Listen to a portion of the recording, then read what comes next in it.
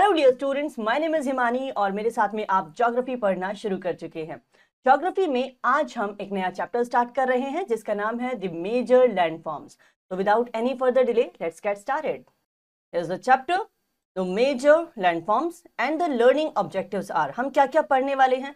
हम जानेंगे वेदरिंग क्या है और इरोजन क्या है। क्या वेदरिंग और इरोजन सेम है या अलग है? ऑब्वियस है कि दोनों अलग ही हैं, तभी हमने बीच में एंड यूज किया है। Yes, okay.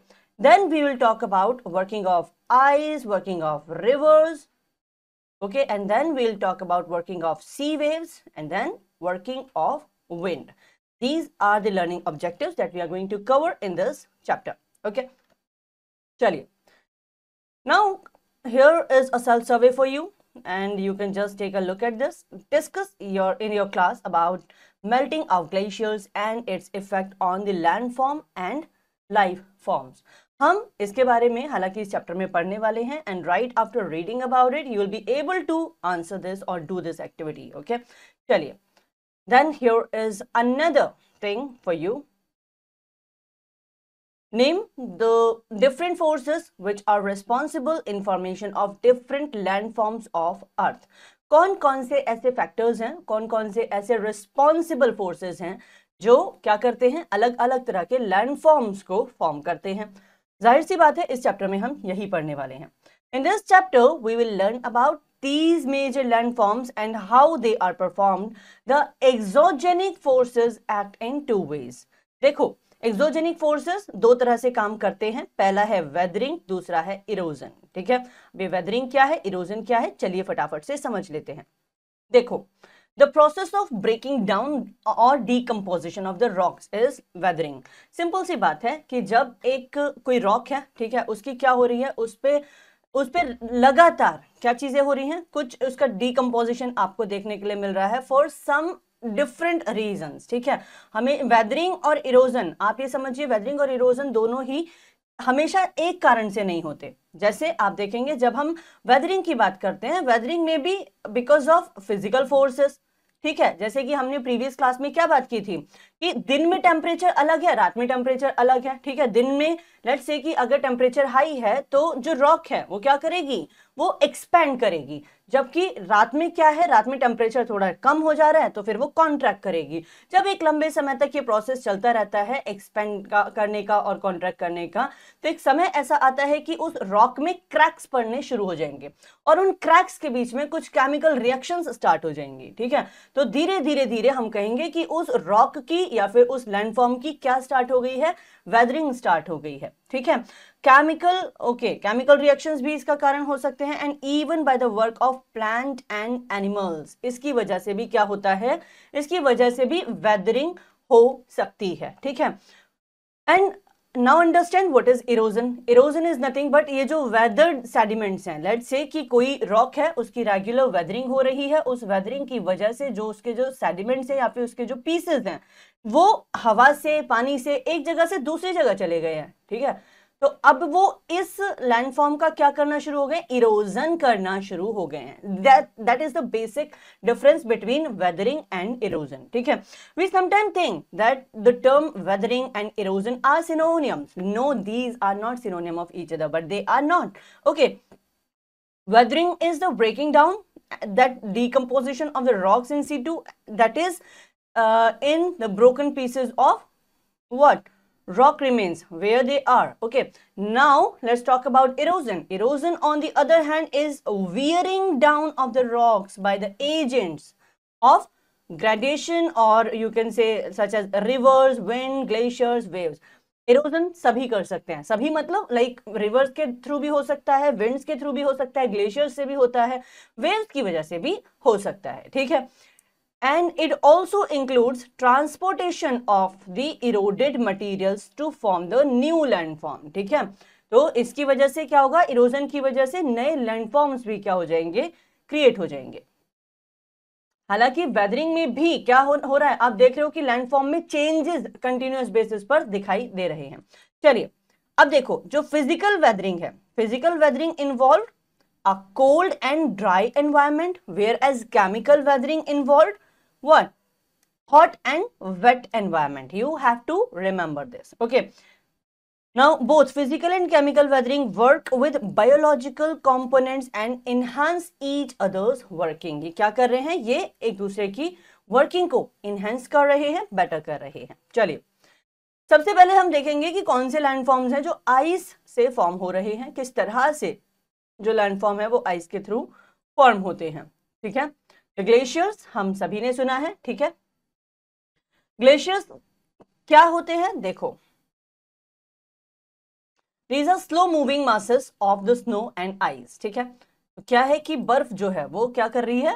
मूव कर रही है. ठीक है, the slow moving masses of the snow and ice is called glacier. ठीक है, they are also known as like river of ice. Glaciers को हम क्या कह देते हैं कि बर्फ का क्या है? नदी है. ठीक है, glaciers have their origin in snowfield and ice caps and the thick sheets of ice covering the polar and high mountains regions. ठीक है, I mean till now there is nothing to talk much about. Okay, चलिए, like rivers glaciers also break and carry away rock materials. देखो, glaciers भी क्या है? देखो, क्योंकि move कर रहे हैं. ठीक है, लेट्स से कि अगर ये इस तरह से एक रिवर की फॉर्म में मूव कर रहे हैं, तो जाहिर सी बात है अगर इस तरफ में क्या है? रॉक है. ठीक है, तो ये उसका भी धीरे धीरे धीरे क्या करते चलेंगे? उसके भी कुछ पार्ट्स को उसकी जगह से इरोड करते चलेंगे. ठीक है, so they are also breaking and carrying away rock materials. The valley formed by the glacier has a steep side and a flat bottom. ठीक है, तो जो वैलीज फॉर्म हो रही हैं किसकी वजह से? ग्लेशियर्स की वजह से. वो कैसी हैं? स्टीप साइड्स हैं. आप यहां देखिए, दिस एंड फ्लैट बॉटम.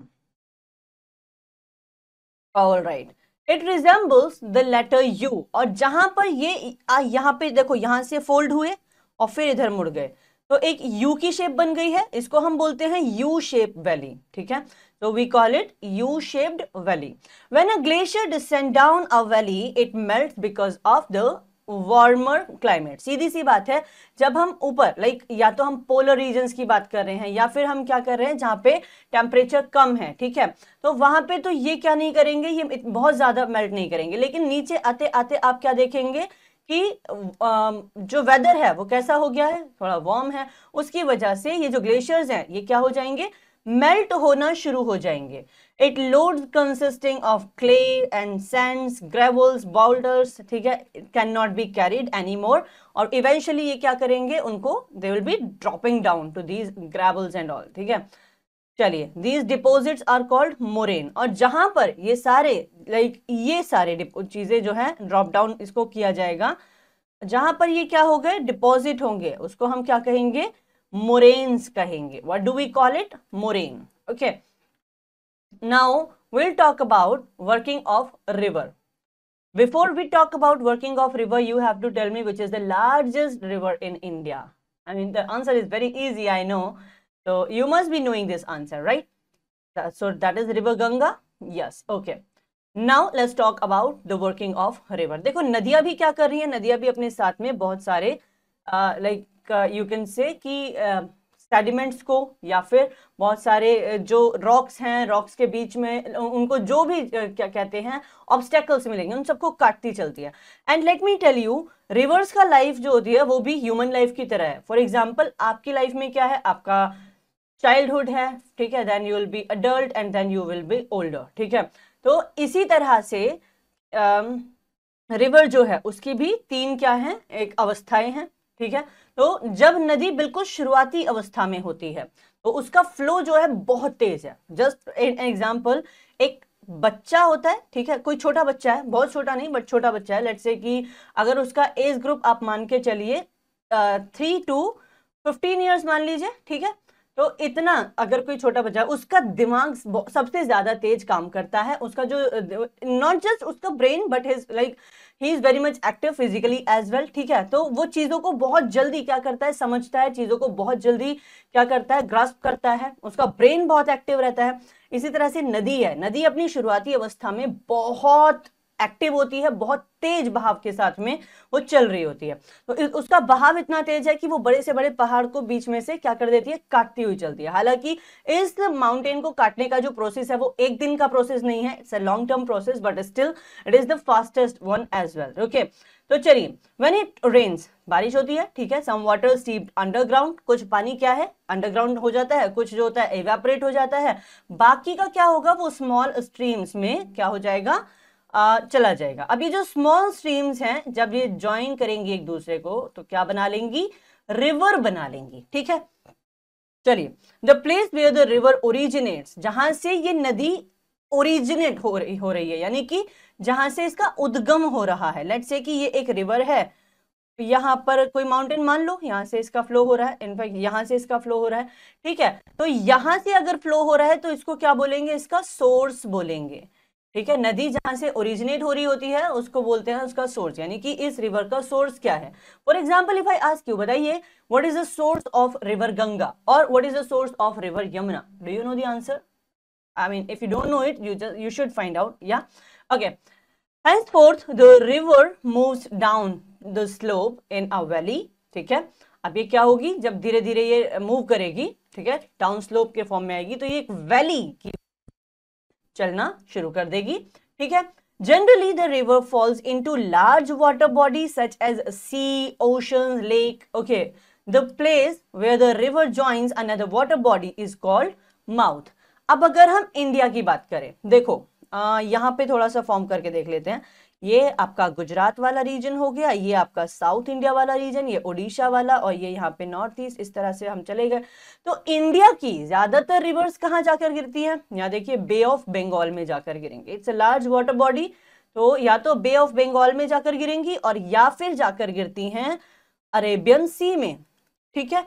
तो जहां पर ये रिवर्स क्या कर रही हैं, ज्वाइन कर रही हैं, किसको ज्वाइन कर रही हैं, इस लार्ज वाटर बॉडी को ज्वाइन कर रही हैं, तो हम उसको क्या बोलते हैं, उसका मुहाना, नदी का मुहाना यानी उसका माउथ, ठीक है।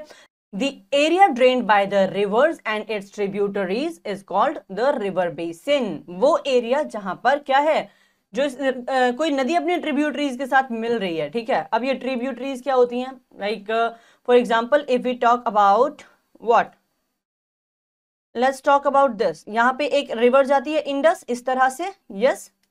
इंडस की ट्रिब्यूटरीज कौन है, झेलम, चिनाब, सतलुज, रावी, ब्यास, है ना, दीज पंचनद।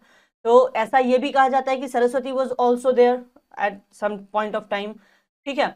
तो हाँ, तो अभी हम इस पंचनद की बात करते हैं। तो ये जो है, ये क्या है, सतलुज, ये सब सिंधु की ट्रिब्यूटरीज हैं, ठीक है। चलिए, The running water in the river carries out its work in 3 ways. अब ये जो पानी है किसका, नदियों का, अपने जो ये 3 फॉर्म में क्या करता है, फ्लो हो रहा है। देखो अब ये करेगा क्या, ये भी देखो, it erodes the rock over which it flows. Let's say एक नदी है, अपनी बिल्कुल प्रारंभिक अवस्था में है और बीच में कोई माउंटेन आ गया है। आपने देखा होगा ना, माउंटेन्स की शेप किस तरह से होती है, इस तरह से होती है, राइट। तो ये इस तरह ये वैली टाइप शेप कैसे बन गई है, ये उन नदियों ने ही कर दिया है, ठीक है। ये क्या है कि ये एक दिन में नहीं हुआ है, कोई नदी आई, उसको रास्ता नहीं मिल रहा है, वो वापस जा रही है, फिर जा रही है, फिर जा रही है, करते करते एक समय ऐसा आया कि उसने इस पहाड़ को काटना शुरू कर दिया और यहां से अपना रास्ता बना लिया, ठीक है। चलिए, it erodes the rock over which it flows, okay, and then it transports the eroded material. अब यहां से जब इस रिवर ने इस रॉक को काटना शुरू किया होगा, तो सीधी सी बात है, इसका जो कुछ मटेरियल है ये सारा इरोड हुआ होगा, यहां से हटा होगा, टूट गया होगा, ठीक है। तो इसको भी ये क्या करके ले गई, अपने साथ बहा कर ले गई, ठीक है। It deposits the material which it has transported. अब ये जो मटेरियल्स इसने यहां से ट्रांसपोर्ट किए, जो मटेरियल यहां से इरोड हुआ, उसको एक जगह पे ले जाके ट्रांसपोर्ट भी, तो लाइक उसको कहीं तो छोड़ा जाएगा ना, तो जहां पर ये डिपोजिट हो जा रहे हैं, ठीक है। तो ये काम भी कौन कर रही है, ये काम भी एक नदी कर रही है। चलिए आगे बढ़ते हैं। The erosional work of the river result in widening and deepening of the river valleys. अब ये जो इरोजनल वर्क है, इसकी वजह से रिवर वैलीज क्या हो गई हैं, वाइड हो गई हैं, डीप हो गई हैं। कैन यू सी हियर, ये है वी शेप वैली, देखो ज्यादातर माउंटेन्स में आपको इसी तरह की शेप्स देखने के लिए मिलती हैं। So these are V shaped valleys. इसका कारण क्या है? ये बहुत ज्यादा वाइड हो गई हैं, डीप हो गई हैं, क्यों? Because of erosional work of the rivers, ठीक है। Such kind of valleys are called V shaped valley, ठीक है। In hilly areas, river moves swiftly. Thus, there is more erosion and transportation of the sediments and practically no deposition. भाई नदी का बहाव इतना तेज है कि वो बहा कर ले जा रही है हर चीज को। तो सीधी सी बात है कि जो भी सेडिमेंट्स उसके रास्ते में आ रहे हैं वो कहीं पे डिपोजिट होने का उन्हें टाइम ही नहीं मिल रहा, तो वो डिपोजिट नहीं कर रही है, वो सीधा उनको बहा के ले जा रही है, ठीक है। चलिए आगे बढ़ते हैं। When the water of the river falls almost vertically down a steep side valley, so we call it a waterfall. झरने सुने होंगे आपने, ठीक है। तो झरना क्या है? वो एक लाइक रिवर फॉल है जो कि क्या है, बहुत तेजी से हो रहा है, ठीक है, और वर्टिकली हो रहा है, ठीक है। So it forms the waterfall is formed, okay. Now they are important because they can be used to generate hydroelectricity. जो ये waterfalls हैं ये इंपॉर्टेंट क्यों है? क्योंकि इनसे हम क्या जनरेट कर रहे हैं? हाइड्रो इलेक्ट्रिसिटी जनरेट कर रहे हैं।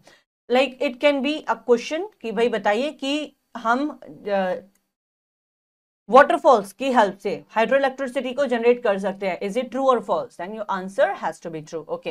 The steep sloping segment of the swift flowing river is called rapid. अब ये जो जो स्टीप स्लोपिंग हो रही है सेगमेंट्स की, वो क्या हो रही है? इस स्विफ्ट फ्लोइंग रिवर से हो रही है, तो हमने इसको क्या कह दिया? हम इसको कहेंगे रैपिड, ओके। अब यहाँ पे कुछ एग्जाम्पल्स आपको दिए हैं, जैसे जोग जलप्रपात, ठीक है, या फिर हम इसको क्या कह देते हैं? गैरोस्पा। तो that is on the Sharavati river, okay. Sharavati river कहां पर है? कर्नाटका में, ठीक है। It is one of the highest about 260 meters, okay, waterfall in India. So okay, one thing you need to understand when it says Jog Jalprapat, ठीक है, it is one of the highest. Please take a look at this. The book itself is saying it is one of the highest. मतलब ये highest नहीं है, लेकिन ये highest में से एक है, ठीक है। क्योंकि if we talk about the highest at present, it is Kunchikal. Where it is? It is in Karnataka with almost 455 meter of height, ठीक है। चलिए, the highest waterfall in the world, यहां देखिए एंजल जलप्रपात कहा जाता है, सॉल्टो एंजल, 975 इन Venezuela, ठीक है, लाइक इन साउथ अमेरिका, ठीक है। Niagara Falls North America and Victoria Falls in Africa. How you can keep these names and these falls in mind? पहली चीज आप इसको मैप में देख लीजिए, दूसरी चीज आप इनकी जो हाइट के हिसाब से इनको अपने एक टेबुलर फॉर्म में नोट कर सकते हैं। It will be helpful for you to keep these things in mind, okay. Now it is showing you some examples of like cycle of erosion and of course the shapes that it is creating on the rock, like or the valleys, right? चलिए, when the river leaves the mountain and enters in plain. अब देखो, जब वो mountains पर थी उसका बहाव क्या था? बहुत तेज था। अब ये प्लेन्स में आ गई है, प्लेन्स में इसका फ्लो क्या हो जाएगा? बहुत तेज नहीं रहेगा, धीरे हो जाएगा, ठीक है। The floor of the river valley widens due to the continuous erosion along its bank, ठीक है। अब क्या है कि नदी के किनारे पर आपने देखा भी होगा, जब आप किसी लाइक रिवर के अंदर एंटर करते हैं, वो धीरे धीरे धीरे धीरे क्या हो रही है? गहरी होती जा रही है, और इसलिए आपको बोला भी जाता है कि ज्यादा दूर तक नहीं जाना, ठीक है। The floor of the river valley widens to continuous erosion, ठीक है, along its bank, ठीक है। The river twists and turns to form large bands or loop. These are called meanders. See, ये आपको एक meandering river दिखाई दे रही है, यहां से ये इस तरह से जो आ रही है, ठीक है। अब ये क्या है? आप देख रहे हो कि वाइडनिंग, और क्या है इसके जो लूप्स हैं वो कैसे होते जा रहे हैं? धीरे धीरे लार्ज होते जा रहे हैं, ठीक है। चलिए, now the river erodes, transport and deposits the sediments, ठीक है। अब यहाँ पे क्या होगा ना, देखो धीरे धीरे यहां से ये रिवर यहां से आई, ठीक है, तो ये यहां से कुछ क्या करेगी? इरोड करके ले जाएगी।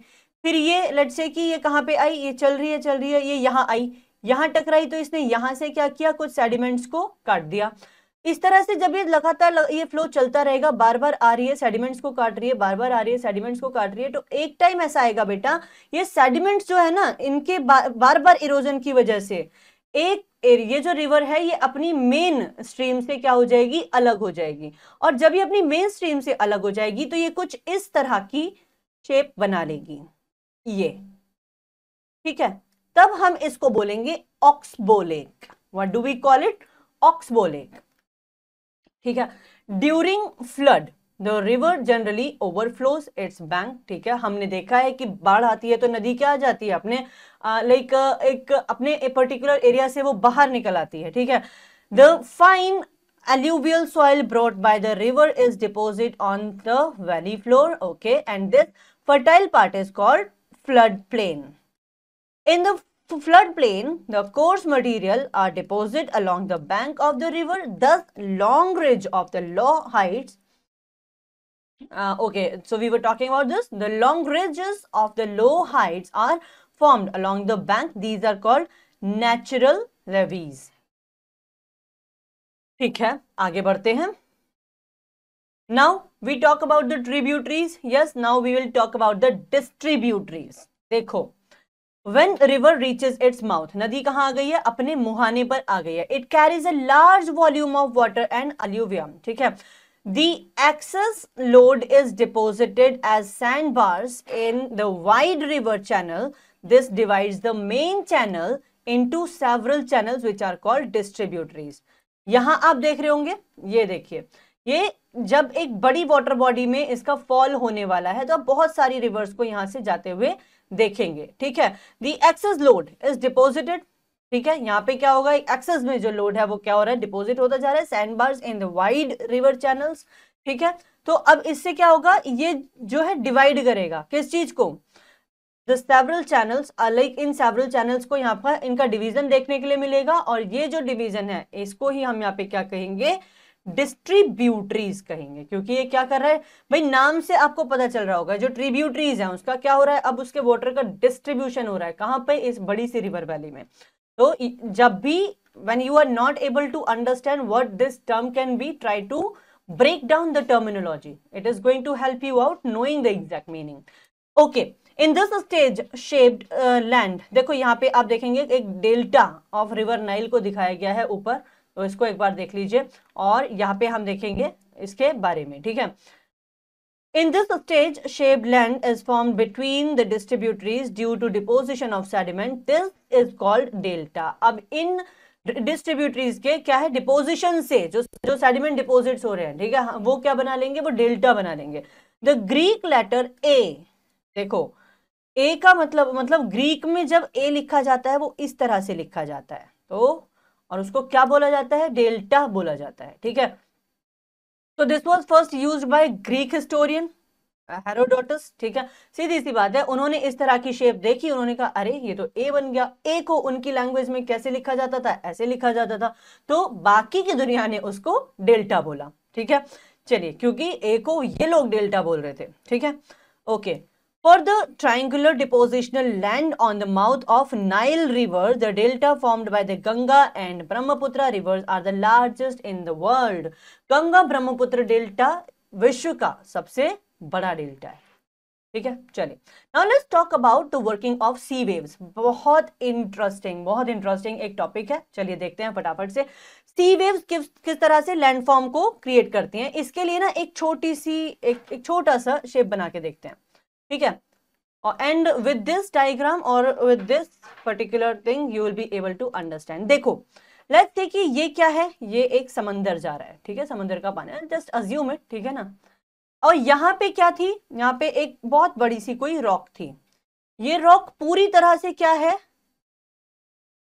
मतलब पूरी अपनी ठीक अवस्था में, स्वस्थ अवस्था में, ठीक है. यहाँ पे एक रॉक थी.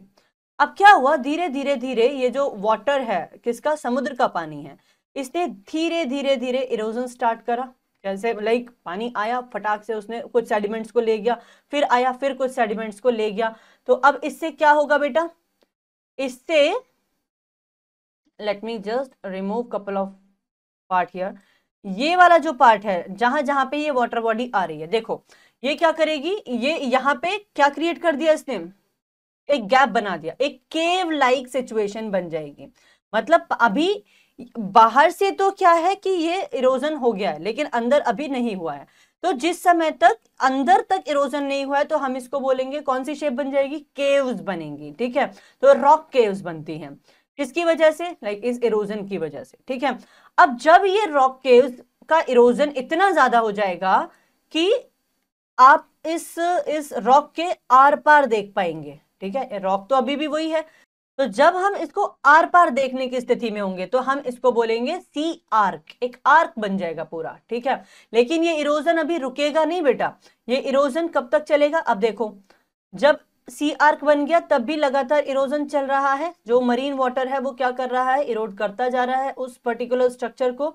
ये आपकी रॉक थी, लेट्स से कि ये आपकी रॉक थी, इसमें आर्क भी बन गई है, लेकिन अभी भी ये वॉल तो बची है। जब ये वॉल भी क्या हो जाएगी, इरोड हो जाएगी, हट जाएगी वहां से, तो क्या बनेगी, एक स्टैक लाइक सिनेरियो बन जाएगा। स्टैक यानी अब यहाँ पे कोई बीच में, इनके बीच में कोई जॉइंट नहीं बचा है। ठीक है, तो इसने क्या बना दिया, स्टैक बना दिया। अब स्टैक तक की तो बात समझ में आती है, अब ये क्लिफ्स क्या होते हैं, आपने देखा होगा समुद्र के किनारे, if you have been there, तो कुछ ऐसी लाइक वाटर बॉडीज आपको दिखती है जो समुद्र के लाइक लगभग तल तक आ गए, तल मतलब अर्थ के सरफेस और समुद्र की जहां पे लाइक शुरुआत हो रही है, लाइक बीच के थोड़ा सा आगे चलेंगे तो यहां आपको ये इस तरह के लाइक सिनेरियोज दिखते हैं, ये क्लिफ्स नजर आते हैं। तो इसको क्या कहते हैं कि भाई ये जो स्ट्रक्चर है ना, ये एक टाइम पर क्या थी, एक रॉक थी, फिर इसका क्या हुआ होगा, इरोजन हुआ होगा, इरोजन हुआ तो क्या बन गया, इरोजन हुआ तो केव्स बनी, केव्स के बाद में क्लिफ्स बने, आर्क बने, आर्क के बाद क्लिफ्स, एंड देन आपने देखा कि इसके स्टैक्स का फॉर्मेशन हुआ। ये स्टैक्स भी अब क्या हो गए हैं, डूब गए, यानी कि ये जो स्टैक्स हैं ये भी फाइनली क्या हो गए, डूब गए इसमें, और इसका जो अवशेष अब थोड़े बहुत दिखाई दे रहे हैं ऊपर की तरफ, तो हम इनको क्या बोलते हैं बेटा, इनको हम बोलते हैं cliffs. Okay, I hope that is very much clear. पहले क्या बना था, केव्स बनी थी, फिर क्या बना था, आर्क बना, उसके बाद क्या बना, स्टैक बना, और फाइनली ये स्टैक भी क्या हो गया, जब यहाँ पे लेट्स से कि समुद्र में लाइक गिर गए पूरे तरह से, तो ये इन्होंने क्या किया, अब इनके हमको क्लिफ्स देखने के लिए मिलते हैं। तो these are the land forms created by the sea erosion. ठीक है, यहां पे आप ये शेप देख सकते हैं। So it is a stack, ये पहले एक पूरी क्या रही होगी, रॉक रही होगी। ठीक है, यहां देखिए ये क्या है, ये एक स्टैक है, ये क्या है, ये भी एक स्टैक का एग्जांपल। ठीक है, चलिए now let's talk about working of wind. Working of wind, हवा के द्वारा भी कई तरह के क्या बनते हैं, लैंडफॉर्म्स बनते हैं। ठीक है, तो यहां देखो ये एक मशरूम रॉक आपको नजर आ रही है। ठीक है, तो ये ऐसा नहीं है कि कोई मतलब मशरूम ही है, एक विंड इरोजन की वजह से क्या हुआ है, एक ऐसा स्ट्रक्चर बन गया है कि ये मशरूम जैसा नजर आता है, तो इसलिए हम इसको क्या कह देते हैं, मशरूम रॉक बोल देते हैं। Wind action is most prominent in deserts. ठीक है, when strong winds laden with coarse sand particles strike up protruding rock mass और the rock surface is eroded to produce grooves and hollows. ठीक है, the base of the rock is eroded more than the top. इसमें क्या है, देखो ये इस wind erosion की वजह से जो बेस है उसका इरोजन ज्यादा हो रहा है as compare to the top. ठीक है, टॉप में उतना नहीं हो रहा है। ठीक है, as the wind direction keeps changing, हवा की क्या है, दिशा लगातार बदल रही है। ठीक है, और सीधी सी बात है, कोई विंड इस तरह से आ रही है और वो किसी सरफेस से टकराएगी तो उसकी डायरेक्शन, जाहिर सी बात है कि वो अपनी डायरेक्शन को चेंज कर देगा। The rock gets eroded from all side, जो रॉक है वो सभी तरफ से इरोड हो रही होती है, इधर से इधर से। ठीक है, all right, eventually the rock resembles as mushroom, आप देख ही रहे हैं यहाँ पे वो कैसे दिखाई देगी, मशरूम के जैसी दिखाई देगी।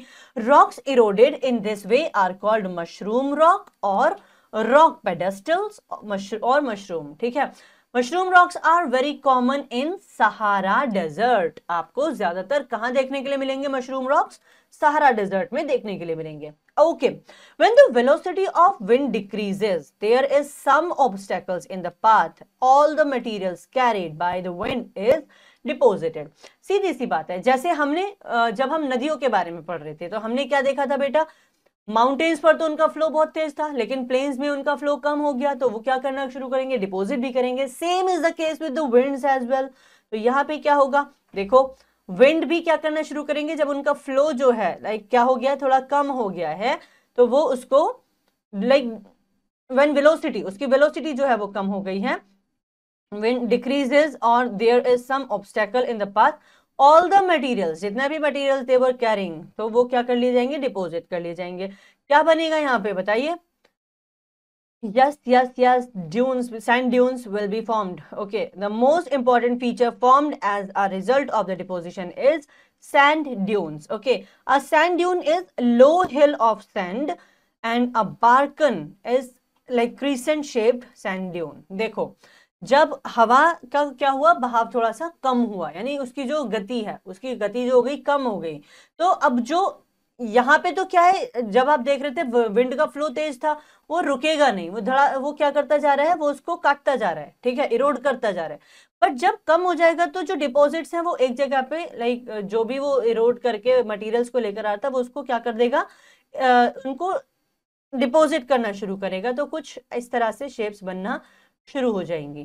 ठीक है, तो we call these as what, dunes. ठीक है, अब देखो जो बार्कन है, barchan is a crescent shaped sand dune. ठीक है, चलिए, winds carry the fine dust particles far away. Wind क्या करती है, जो डस्ट पार्टिकल्स हैं, जो फाइन डस्ट पार्टिकल्स हैं, उनको लेकर जाती है कहां तक, दूर तक, and much beyond the desert. Okay, and deposit them in humid region. This deposit is yellowish grey in colour and forms soil called losses. Okay, and extensive losses deposits are found in Central Asia, North China, the Pampas region of Argentina and Mississippi Basin in USA. These are some of the regions जहां पे आपको ये देखने के लिए मिलेंगे।